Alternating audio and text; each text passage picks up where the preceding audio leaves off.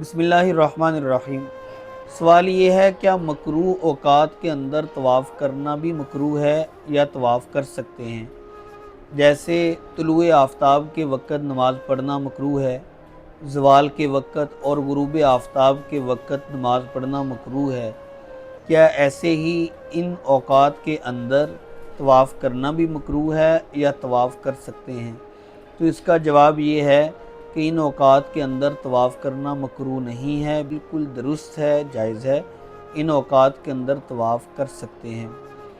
دوسری بات کہ کس وقت طواف کرنا مکروہ ہے، تو اس کا جواب یہ ہے جس وقت حرم پاک میں نماز کا وقت ہو جائے اور مؤذن اقامت کہے تو اقامت ہوتے ہی فوراً طواف کرنا مکروہ ہو جاتا ہے، اس وقت اپنے طواف کو فوراً روک دینا چاہیے۔